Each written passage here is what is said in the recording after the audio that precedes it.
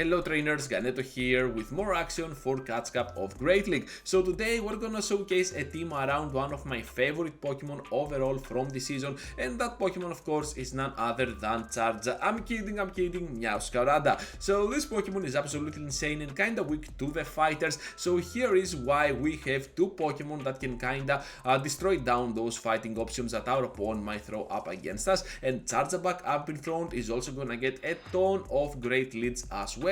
So here comes now that Ice Punch, which we can definitely survive here, and now Meowscarada will throw itself into the battle against the Flyer. You know what, this Flyer might carry the move Aerial Ace, but it's also gonna get destroyed down by the Grass Knot for neutral damage because of its ground typing. Now we can easily go down to the CMP, but it doesn't matter because Victreebel with at least a shield will most likely have the optimal sweeping scenario. Most trainers have at least a water type on their roster, so you can definitely have, obviously on the end game, kind of a very good battle with your Razor Leaves. At this point this is definitely not a Shadow Ball, just a Surf which we can survive and still bring them to no HP, and since we have one more Pokemon remaining we're gonna get that victory. So this team is obviously gonna struggle a lot against fire types, and I was expecting a few Skeledirges, but to be fair, Magcargo not at all. We did not even have an event for the season, and I wasn't expecting people to build this Pokemon, but guess what, this was actually my first battle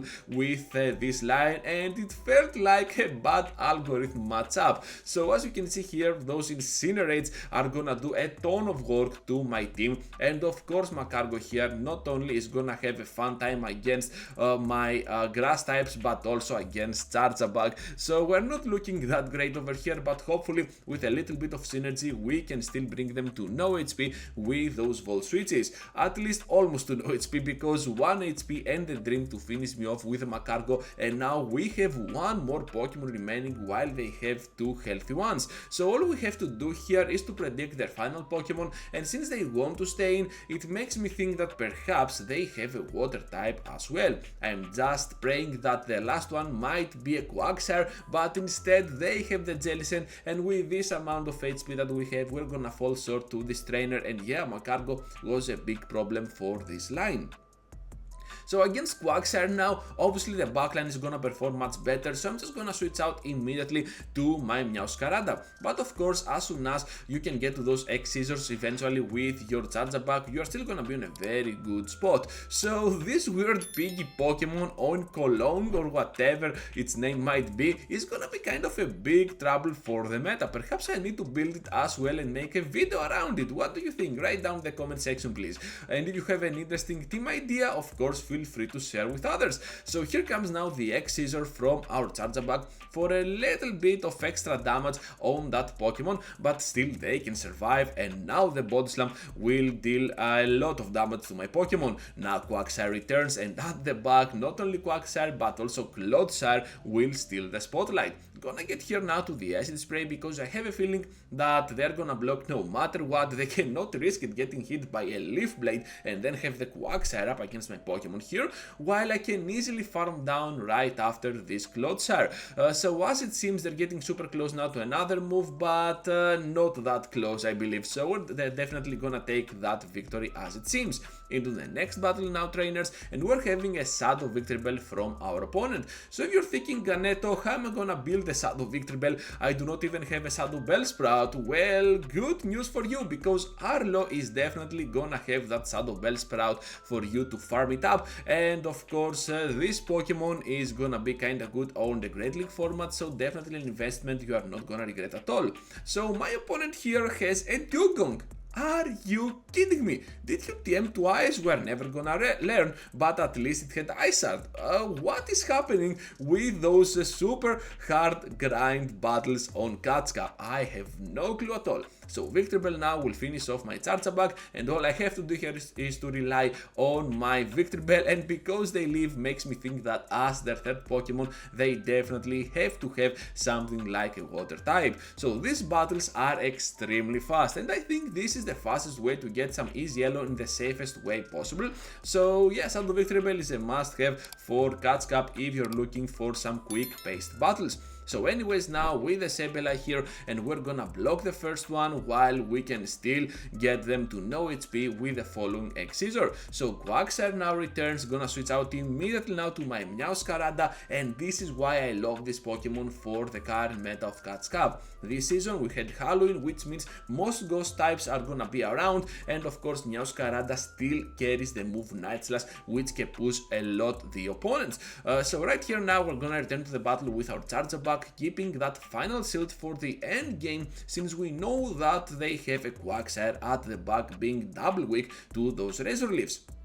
With Chargeback here, we can still guarantee the knockout on the Frostlass. Now Quagsire returns, but they cannot even reach to the Stone Edge, and we're gonna get the complete farm down on that Pokemon. Into the next battle now, trainers, and we're having Altaria up in front. So obviously this is not looking that great for us, because we do not have a clear answer to this Pokemon, but still Chargeback will surprise you most of the times. We can still have kind of an even battle even against a Pokemon like Altaria with those discharges. Now at the back we're meeting up with a Swampert being on a Shadow form, and you know what, I'm pretty sure we can farm down even though we can take so much damage from a single Hydro Cannon.